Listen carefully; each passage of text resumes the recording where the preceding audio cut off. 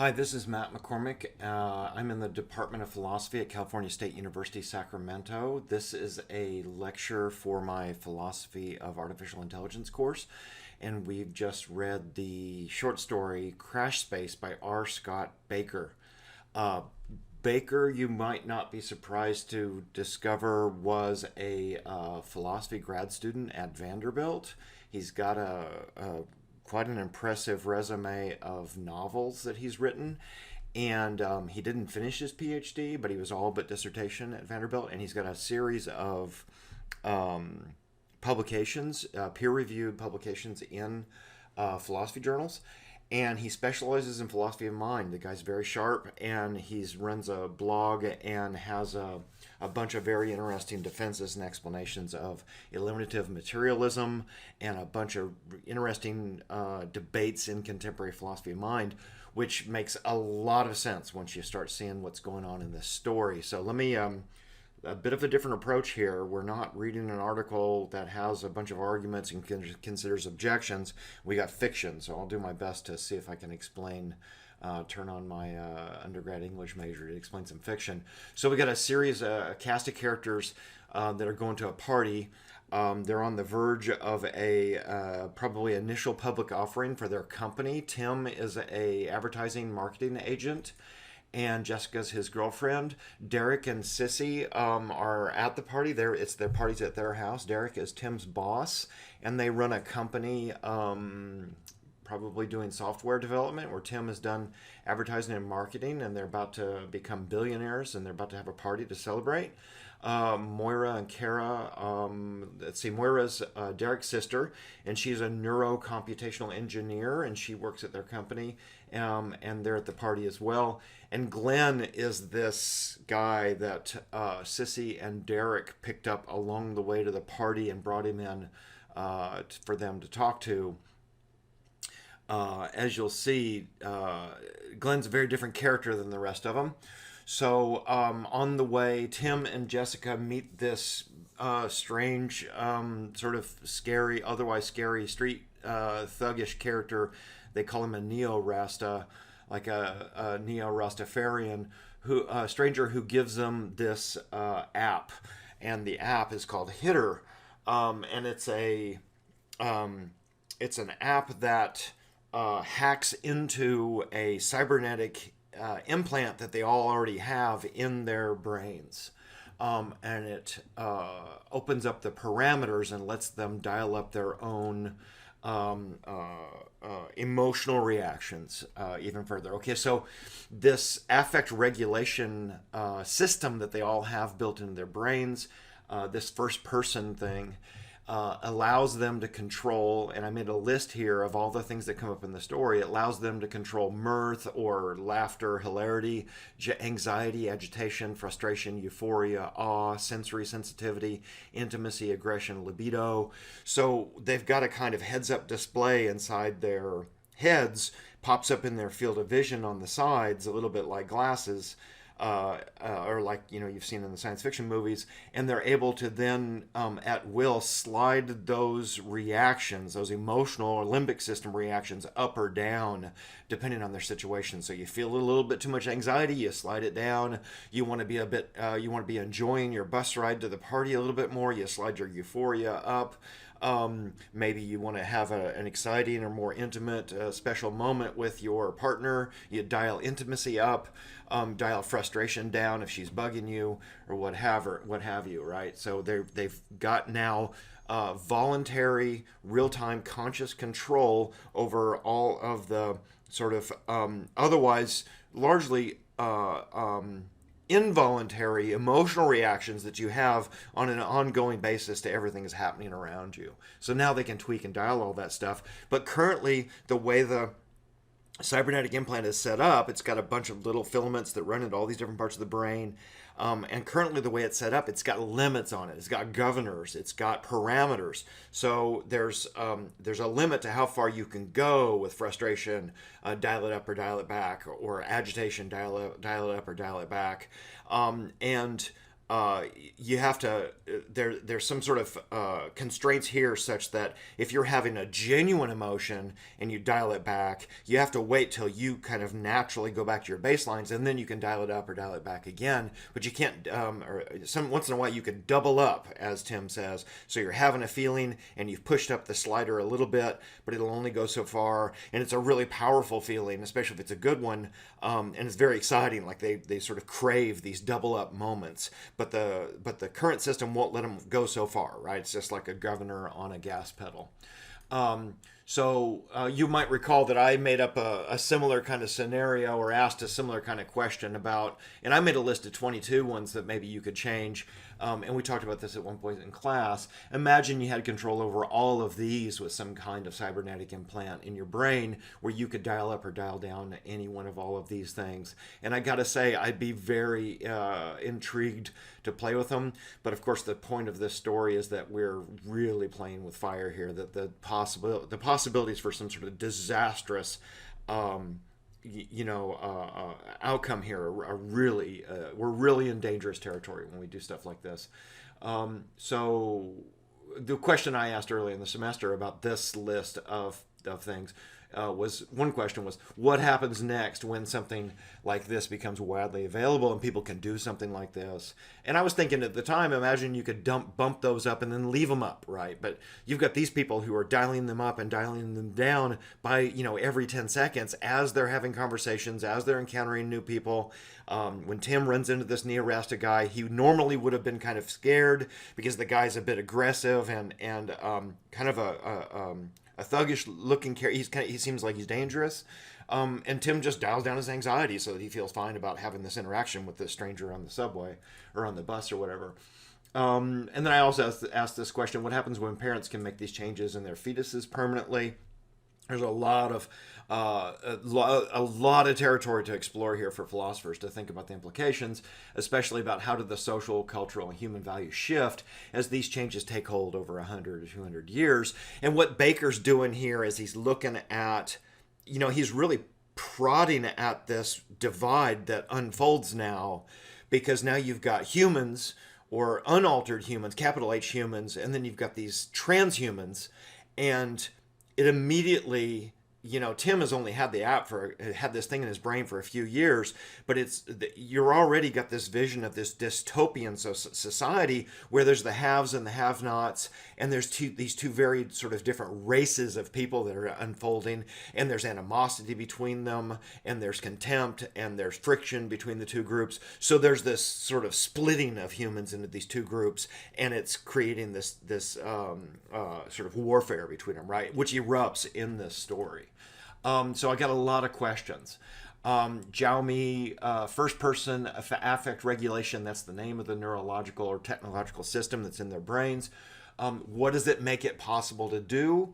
Well, with the way Glenn, the humanist, describes it, he says, well, you've got webs of nanowires cultured through your brain, and there's a continuous broadband feed, and then the HUD is a HUD, a heads-up display in my head. Glenn doesn't want to have anything to do with it. I didn't look it up as much as I should have for this lecture, but Elon Musk is currently actually working on a what is it called? NeuroWire. He's working on a system that can be implanted into human brains to give us a kind of cybernetic interface between technology and brain material. And I don't know how far he's gotten on this. And Elon Musk has got a lot of like big, ambitious, crazy ideas, many of which don't come to much. But I just bring it up to point out that we've got some people who are actively working on something like this already, right? And we've got this really powerful cautionary tale about where that might go. The heads-up display also lets them effortlessly text each other, so that the texts are sort of popping up in their peripheral vision, and that's what those sort of bold print messages back and forth to each other are. That's what's happening there. If you didn't quite follow what was going on, it's all very cyberpunk. This whole thing. So they're having real-time conversations where they're talking to each other, but they're also exchanging texts sort of instantaneously back and forth in their field of vision and sending those back and forth. Imagine how annoying it is now when you're at parties and somebody looks away from talking to you and they start texting somebody looking at their phone with their thumbs, right? So now the people are going to be able to do that and maintain these simultaneous conversations without even having to look away to their phone to text. So Tim talks about my attention clicked the affect regulation drop down, and I dialed back my general anxiety slider when he meets this guy on the bus. The effect was predictably instant, like someone had laid a chip of ice on my heart. Bakker's a great writer. So Hitter is this black market, I take it, app that you download, and it alters the first person system already in your brain. It disables the defaults. So that's at least that's the way the Neorasta guy says it at first. It takes off the limits. It removes the boundaries at the edges of those sliders. So you get your parameters scanned for the defaults to be rigged. They sort of figure out what your sort of baselines are for your particular personality, your brain, your cognitive system. And then they rig you up with this first-person system, and then that establishes sort of what your baseline range is for frustration, for anxiety, and what have you. And so everybody's going to have a slightly different profile. Interestingly, we could presume that maybe in the story there's a lot more parameters for a lot of different emotional responses, but we only get 8 or 10 that get diagrammed or get explained or mentioned in the story. So what's a humanist in this context? It's somebody who's refused to do it. It's somebody who wants to be authentic, who wants to be, Glenn is the character in the story. It's somebody who doesn't want to take part in this alteration, and there's a kind of philosophical rift developing between them where Tim is, obviously disgruntled and frustrated with people who refuse to see what he sees and have the world sort of opened up to them. And he's also getting increasingly frustrated with the prospect of them judging him or them thinking that there's something wrong with him. And he feels superior, as if, how could you, a sort of simple gorilla, could be in a position to judge who I am and what I am when I've got, I'm so much more, I'm so much better, I'm so much more enhanced, I've got so much more to go. So what's a humanist? Here's what Tim says when he meets Glenn at the party. Every step I took toward the living room confirmed my initial impressions. He wore ancient jeans and a pit-stained Jean Lebris t-shirt that shouted doily. A doily is somebody, I think, who is on the dole. That is somebody who's drawing like a dole in England, where it's somebody a little bit like somebody who's on public assistance or on food stamps in the U.S. The fact that he wore a wedding band would have shouted religious nut were it not for a certain Trotsky air, spectacles, long bangs, and adolescent beard that identified him as an intellectual. You could just hear the contempt from Tim's perspective here, which was to say he's a humanist. They all belong to the same ghetto now, to nature. So Tim's got a lot of contempt for this kind of person. That's when he first meets him, right? When Tim sees the giant... Okay, so now backing up, this is when Tim and Jessica are on their way to the party, and they're kind of having this banter. They've now encountered the Neorasta, and they're investigating and figuring out what Hitter is. And they have this little moment where Tim sees the giant ads for Aphrodite and Adonis. Okay, those are two more apps that men and women can use. And what they do is... if you're running Aphrodite, a man, presumably hetero man, is running Aphrodite, and it overlays a visual image when he's looking at a woman of someone else, like a fantasy character. So he uses it to look at Jessica and makes her look like a svelte, half-naked, hot cave girl. Just for the kind of arousal and fun of the whole thing. And then, she could use, or somebody could use Adonis to look at a man and make them look better too. So when he sees the ads, he gets excited about the ads because he wrote the ads, or he's the marketing agent for the company, and he kind of felt proud and felt excited about that. And he also had his um, first person app dialed up to have this euphoria or excitement at the same time. And she realizes, oh, he just doubled up, which is a special thing. And what was that like? What did that feel like? She wants to know. And he says it's like his brain snorted meth off of his dick. So he's having this like really powerful coincidence of things. He's having a natural limbic system reaction of excitement and pride and happiness about, these ads on the billboard or on the building that he had a hand in creating. Plus, I think it's his company's about to go public and soon make him a billionaire, so he's really excited. And then he's using the app to like amplify those feelings, right? So that's what's going on in that kind of case. The humanists like Glenn are protesting about authenticity. I mean, sorry, not about Tim, but Glenn. And Tim sort of rejects this, and there's this undercurrent through the whole story of Tim kind of festering or seething in resentment about it, and he rejects the idea. And, clearly what the first-person app has done, or first-person system has done is Tim says, well, how could installing a tap empty the cup of meaning? And Glenn's objection to all of them is that they're these empty shells of human beings, that they're just these feelings getting bounced around. And Tim says, how could, opening up the tap and having all of these powerful feelings erode or undercut, the real meaning of my existence? So early on, he makes this comment. I'm jumping back and forth a bit here on some of these quotes. The euphoria menu was locked. This is about the parameters without the hitter hack that opens them up. My joy was fixed according to Washington's definition of normalcy. I literally could not make myself happy until the world made me miserable once again. So that doubling up thing happens. And he kind of maxes out for a moment, and now he has to wait till the world makes him miserable, and then he can push his parameters up. And this is something that some kind of regulatory agency has done in trying to control the use of this app. What's going on here are the parameters, the defaults, how do they work? So we've sort of seen, or at least these are my guesses, my speculations about, what's the meaning of all this stuff that's bouncing around in here. And if you had a different take on this, because no doubt you had some different ideas about some of this, or you interpreted it differently, by all means, email me or text me and let's talk about what you think was going on and what you think I got wrong about this. Okay, so more questions. Jessica says, let's have a moment. And they have this little special moment. What is that? I think what that is it's another kind of app that adds into first person. And so a couple now, you go through your normal life with your SO, with your husband, wife, girlfriend, boyfriend, whatever. And, there's these days where the two of you line up, both of you are feeling cuddly or snuggly or warm or affectionate. And then there's other times where one of you is distracted or one of you is anxious or frustrated or whatever, and you're not on the same page.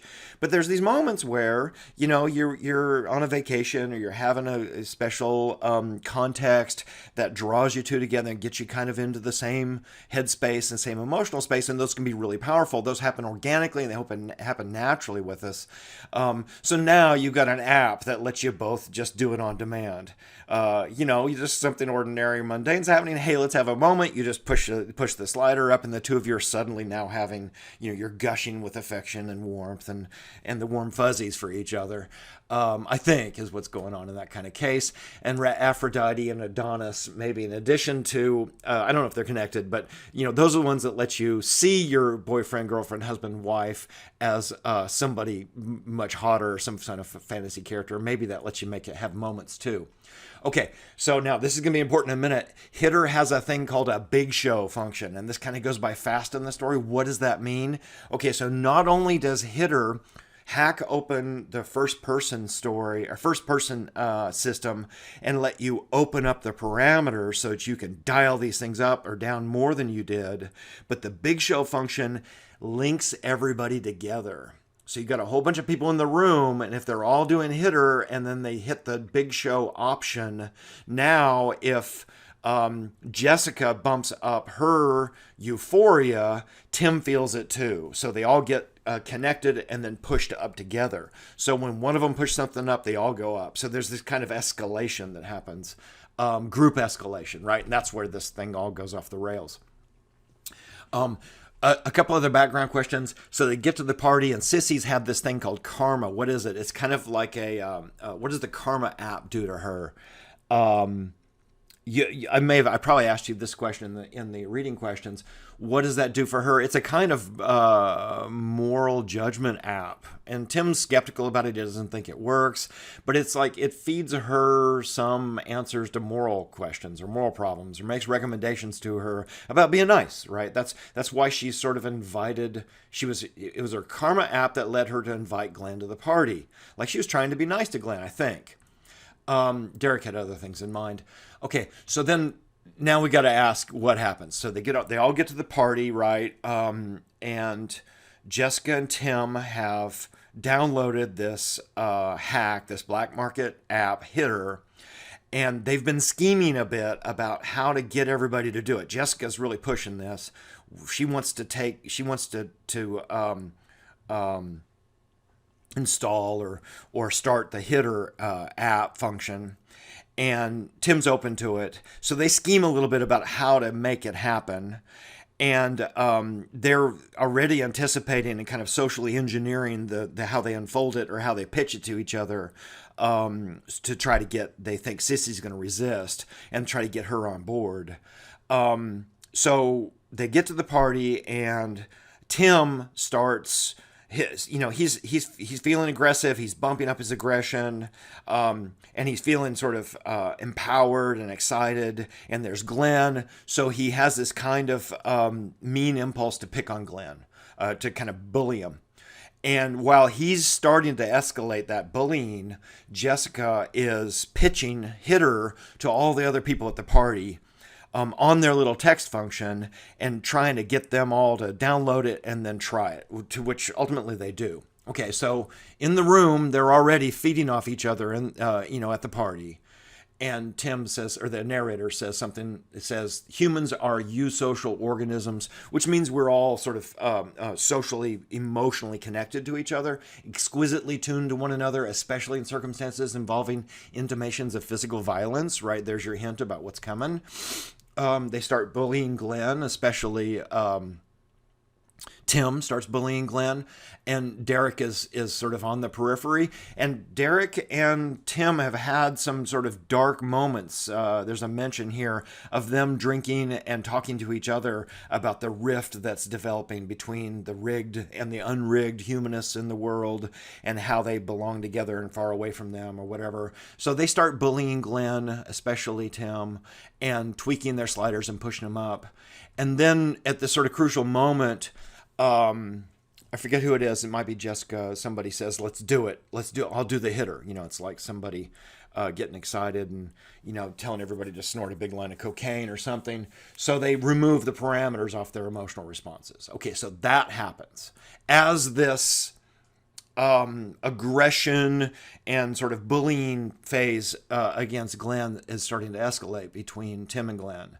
And then the Big Show option binds all of their social and emotional reactions together. Okay, so now things go off the rails. Tim escalates, he bumps up his aggression, and then he hits his libido function, right? So he turns it into this kind of sexual thing, which does it to everybody. And then he punches Glenn, giving them all intense orgasms or rushes, right? And I think it's actually Sissy who says, hit him again. And she's having an orgasm from the excitement of this kind of bullying and this escalation. And he clearly is sort of building steam with this idea that unmodified humans are beneath them. They're primitive. They're unqualified to judge him. And that's sort of what's driving his aggression and his bullying. And that's where this most graphic distinction, this conflict between the modified and the unmodified comes out, right? And that's where it sort of erupts with Tim punching Glenn. But then he combines it with the sexual arousal, right? So things are really getting sort of chaotic and out of control and going off the rails. So Derrick, I think at this point, he's got a cocktail, he's got a drink, and he hits Glenn too. So he's feeling it, he's feeling the aggression, and the whole thing is building.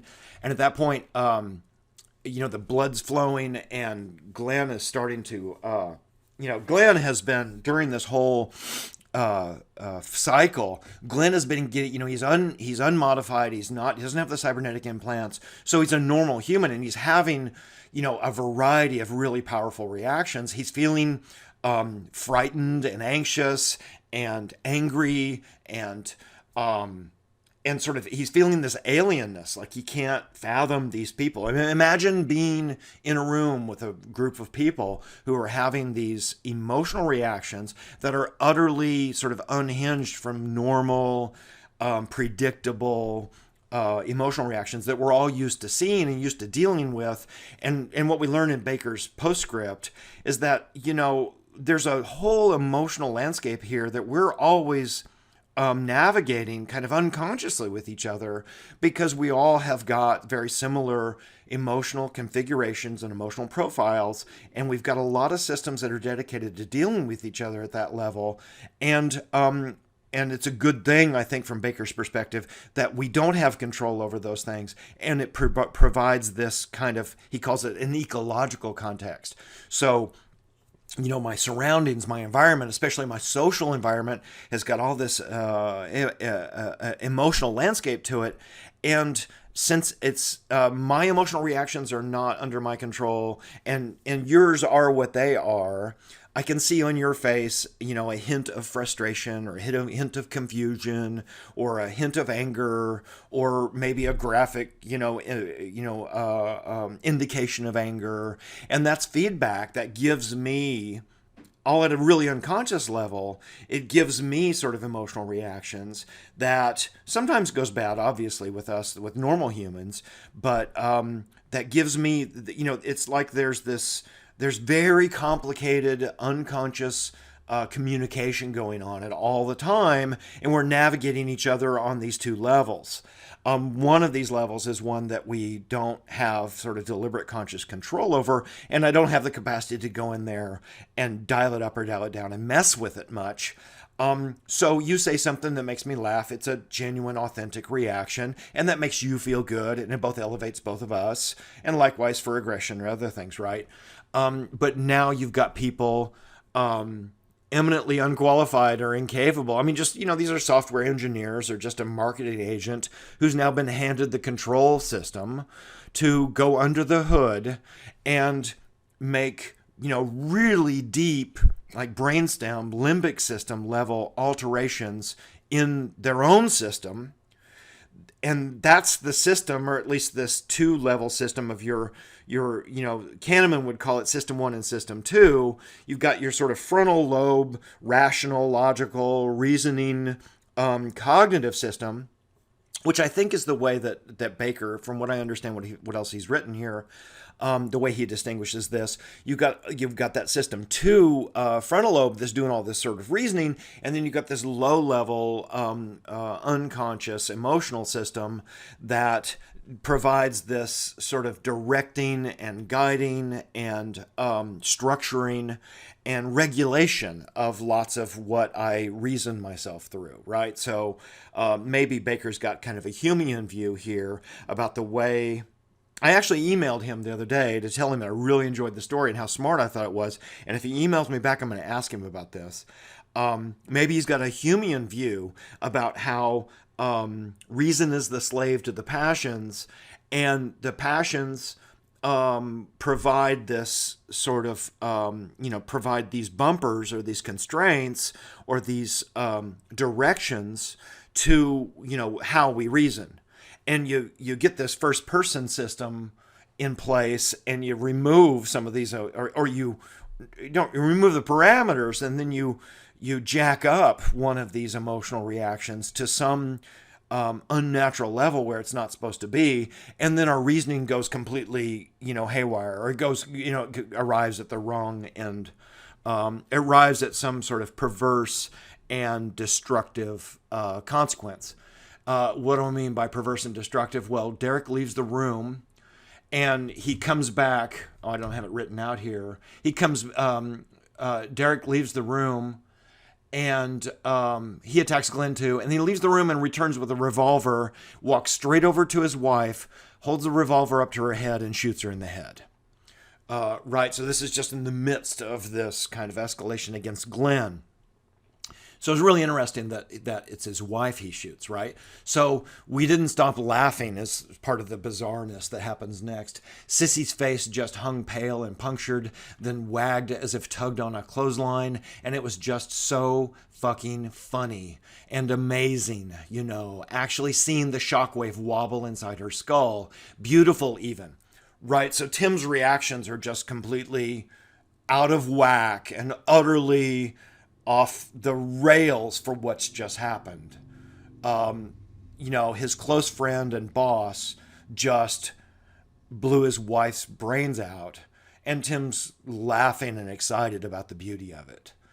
And he says to us, this kind of first person, so he's telling the story, and there's this break of the fourth wall here. He says, I know how that must make you feel, referring to you, the reader. At least so far as I can remember how it would have once made me feel when I was like you, back when I was blind like you. So Tim's gone to a different kind of level. He's a transhuman now, right? Everybody was bumping sliders by this point, pressing them clear off the fringe to the very margin. To this day, Sissy's murder remains one of the most spiritual experiences of my life. So they're all on the same page. They're all excited and thrilled by it, I guess. And they're all just having this kind of orgasmic experience by jacking up the emotional reactions, some positive ones, to this horrific thing that's just happened. So then, even more shockingly, Derrick raises the gun to his own head, his eyes shining with rage and wisdom. And I'd love to hear what you think about that. Rage and wisdom, asking how such a thing could be sane. All right, so some part of Derrick, and in his eyes, reflects how he knows this has gone completely insane. And meanwhile, Jessica's wrapped her nubile limbs, I guess enhanced with Aphrodite, around him, and she's grinding on him sexually, right? So Derrick's about to shoot himself in the head. He's about to kill himself in the kind of, this redlining of all of these sort of limbic system reactions. And just before Derrick pulls the trigger, they wait for him to pull the trigger. It's as if Tim wants him to pull the trigger. Tim dials it back. He brings them all back. So he goes into his little heads-up display and pulls them all back from the edge. Okay, so question. Why does Derrick shoot Sissy? I mean, they were attacking Glenn, and I really expected him to kill Glenn. They had a kind of motivated a setup here, right? Tim had some motivation or some reasons to want to kill Glenn. He sort of, the whole story unfolds this tension between them, but it's not Tim that kills Glenn. It's Derrick who goes and gets a gun and shoots his wife. So I went back looking for an answer to this, and I don't like this answer, but here's an idea. There's these little hints all through the story that Tim doesn't like Sissy much, and it seems like Derrick maybe doesn't too, because Derrick says some of this stuff to Tim about her. She's neurotic, they say. She's weak. This whole system doesn't work very well on her. And she's also the only one who's exercised any voice of restraint in this escalation. And she's the one who's been trying to be a good person with the Karma app. She's kind of been resisting. And Tim doesn't like her, or at least he's critical of her, because she can't be a predator. There's an interesting hint there. And she's not bloodthirsty. And maybe Derrick feels that too. But I don't want to make it look, I'm not suggesting that blaming the victim here. I'm just trying to find sort of hints or themes in the story that kind of motivate what the hell just happened. But actually, I don't like that as much as I like some of these other examples. Now that I think about it, the murdering Glenn would have been motivated and would have made a kind of human sense. But Derrick shooting Sissy doesn't make any sense. And that's partly to illustrate, I think, just how their base instincts are out of control and how their base emotional reactions have come unhinged from their thinking or from their reasoning. And that's the kind of lesson that Bakker's trying to point at, is how important it is to have these two systems working in conjunction. And when you unhinge them from each other, things go completely crazy. It also happens because the Big Show app or link, or the Big Show function has them linked and pushes them all further and further. And Tim says that their baselines start different, like your aggression is different than my aggression at the outset. And then when we get rigged up, then we have different parameters as a result. But the Big Show app, takes the most aggressive person in the room by nature, and then when the least aggressive person in the room pushes their aggression meter up, then that really aggressive person goes even further, right? Because their baselines are low or higher. So the whole thing has just been this brinksmanship, or not brinksmanship, but this escalation of one-upsman. Like one person pushes up and they go up and up and up. And also, I like the answer to this question, that there's not really a reason at all. It just doesn't make any sense. That this is just sort of spiraling human limbic system, reward functions, getting thrills, that's just spiraling out of control. Just for the thrill. It's a kind of thrill kill, right? That doesn't make any sense. And I think what we've got here is that, and I'm reading somewhat into Bakker's Postscript, which very often I don't like hearing or reading what some artist has to say when they explain their art to me. But Bakker's been, I think, quite insightful here and very helpful in the Postscript.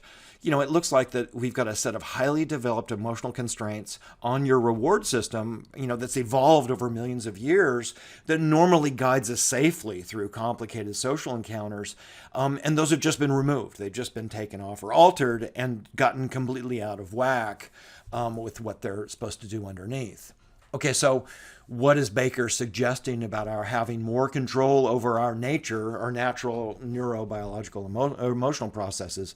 I don't think he's saying anything good or positive or encouraging about it. I think he's suggesting that this is really dangerous territory for us to move into. I mean, have you ever had this experience of you get a virus or some malicious malware on your computer, and at least I've done this, and I get a virus on my computer, I'm trying to get rid of it, and I don't want to go turn in the computer and have it sit in some shop for a month. So I go in there and start tinkering around with the code, or start tinkering around with the system settings. Not even the code. I just go into like some highly technical system administrative menu in Windows, and I start trying to recognize or figure out which executable program is the one that's jacking up my computer.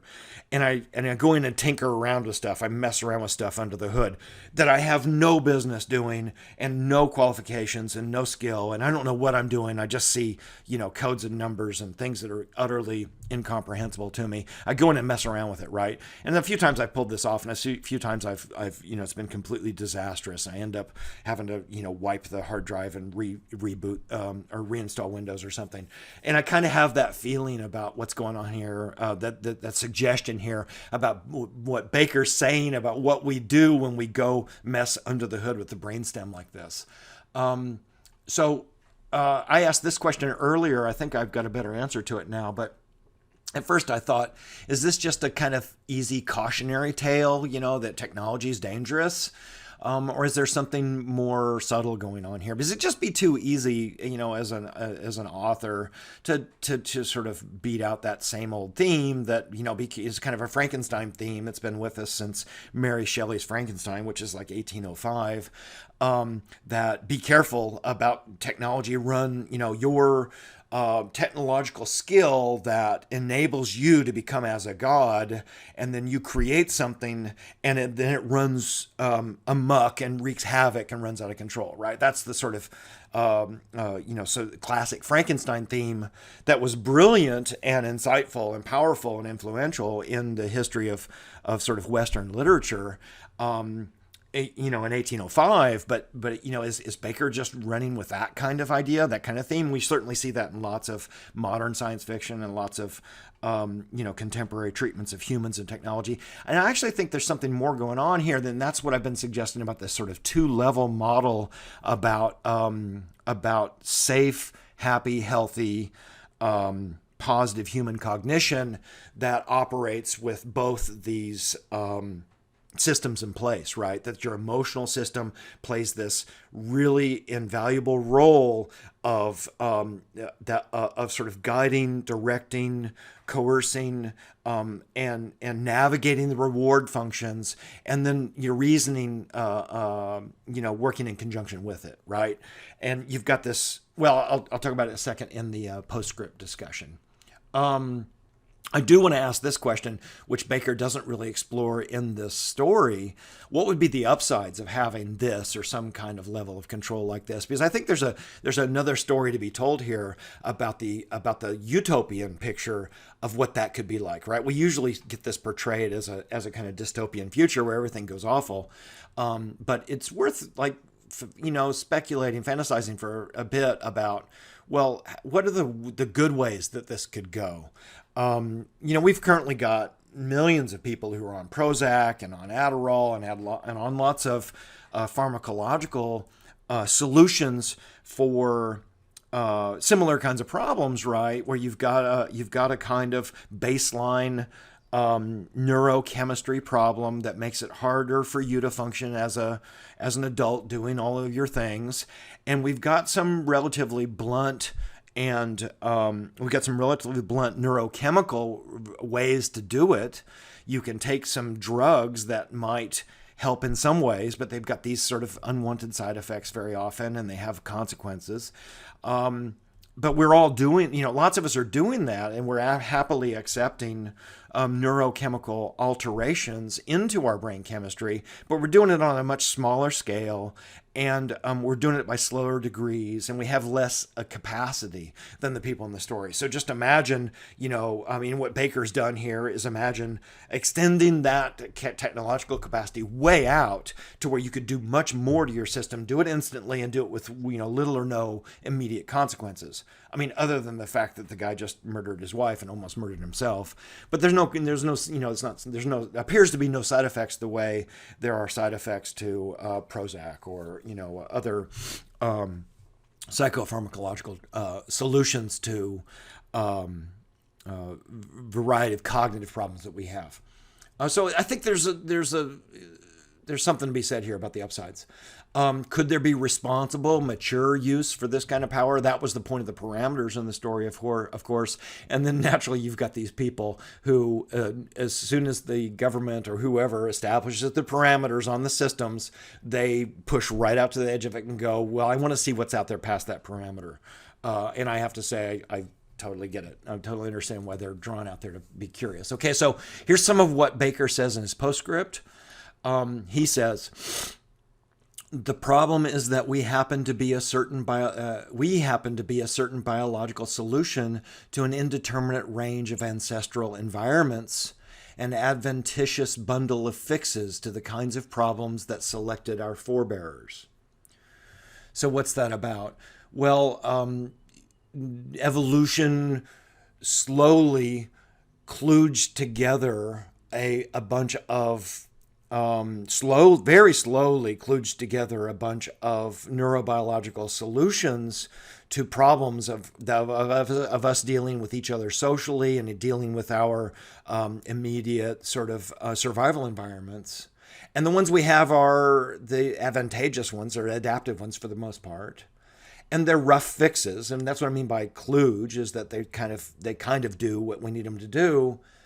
That they solve the problems that selected our forebears. So I've made this point a lot during the semester, and I kind of think maybe I'm reading too much into it, but I think that Bakker's doing something similar. That you've got this essentially Paleolithic neurocognitive system that's developed for our making primitive, effective noises at each other about where the good nuts and berries are, and how to communicate really, pretty simple sort of social issues to each other, and deal with, one set of problems that hominids foraging for food on the African savanna were dealing with, and you've got it trying to deal with 21st or 22nd century technology and your 21st century life.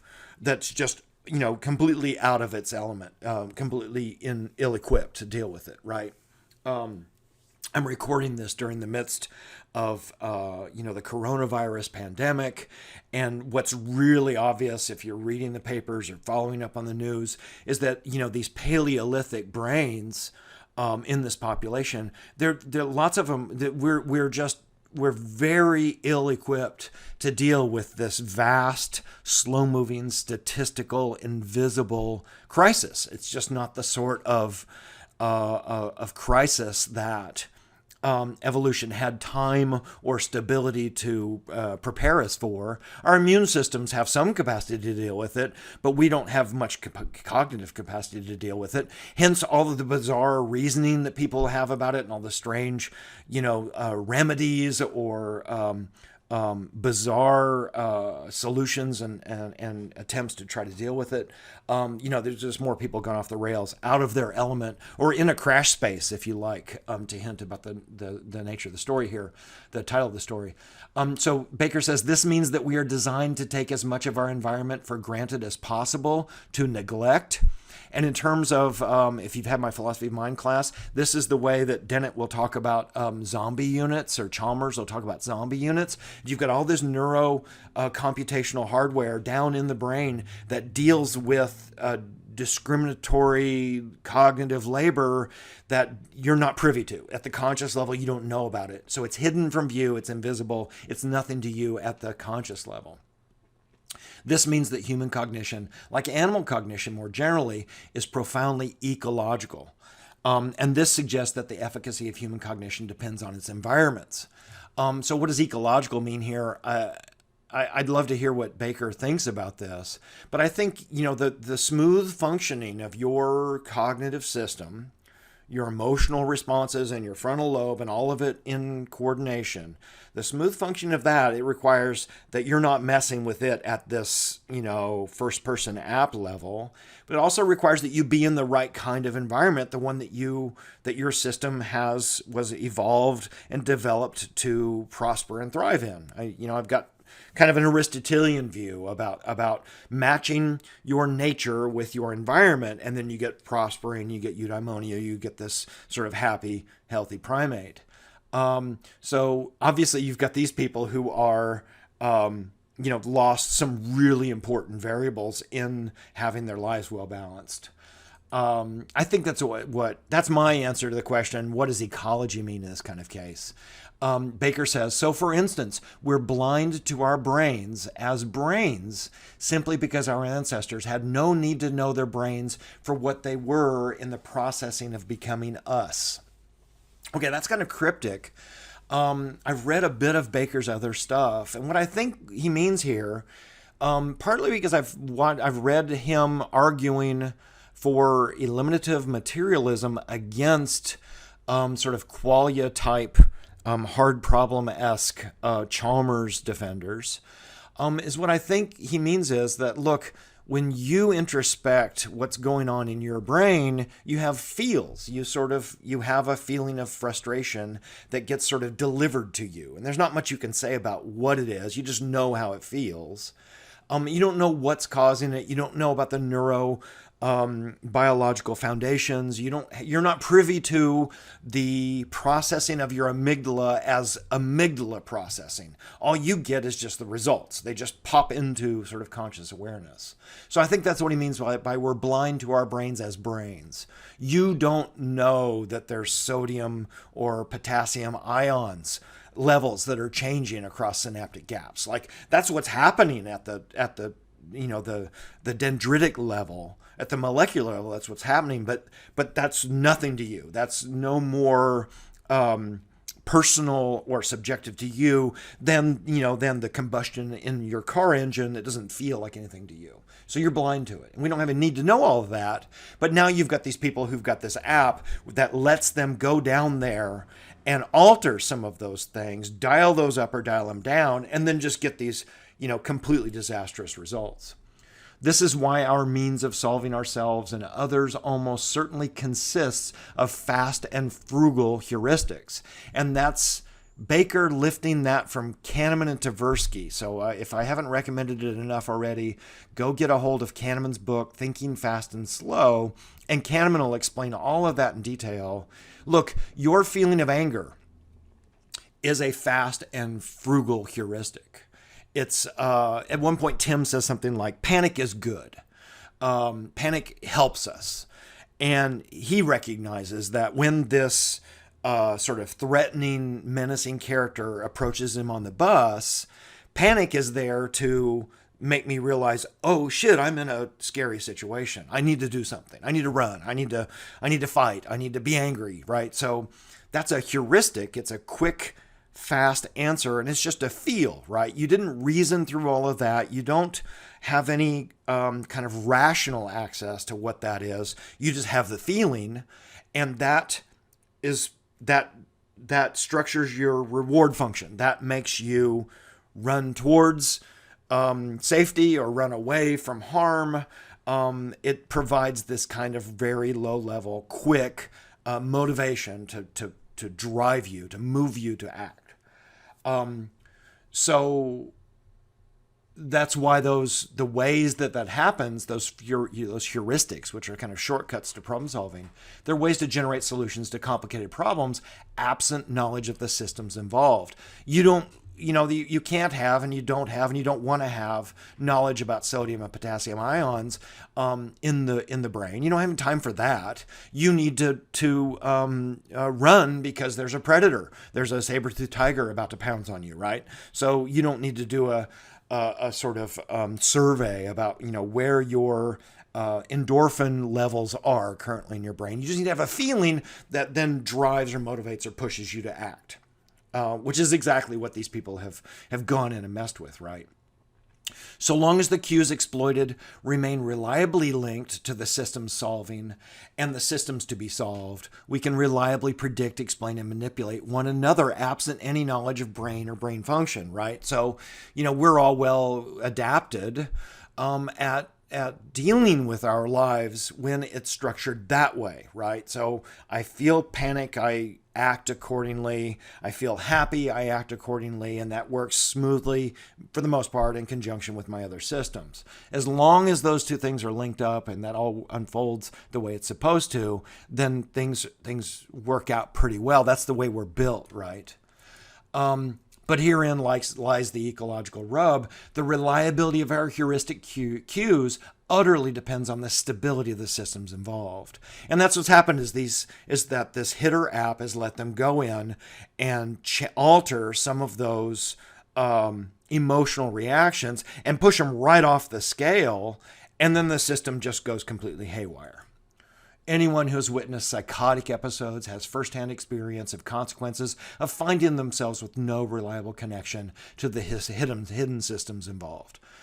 Says Bakker, anytime our heuristic system are miscued, which is a very sort of vague and kind of soft way to say what's happened, describe what's happened here, we very quickly find ourselves in crash space. So he's explaining the title, which normally I'd hate to have an author do. But this is nice. It helped me understand a problem-solving domain where our tools seem to fit the description but cannot seem to get the job done, which is an understatement, right?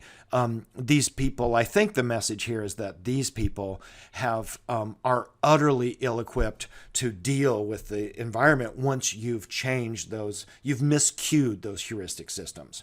So you've changed the libido, you've changed the regression, you've changed their anxiety levels.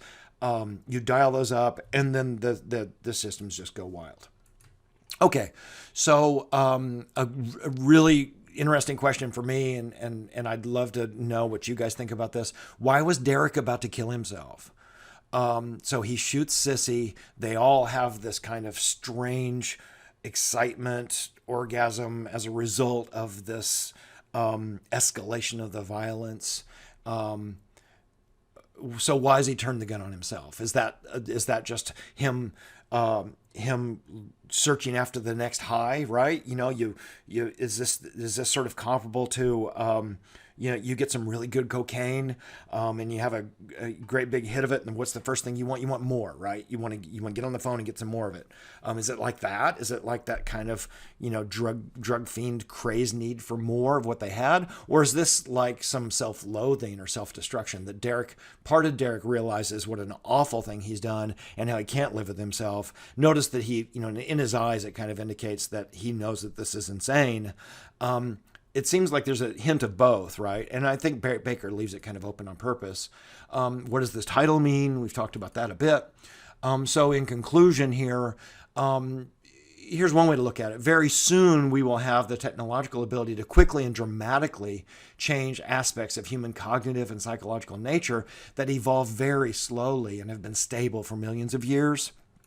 And Bakker seems to be warning us about that.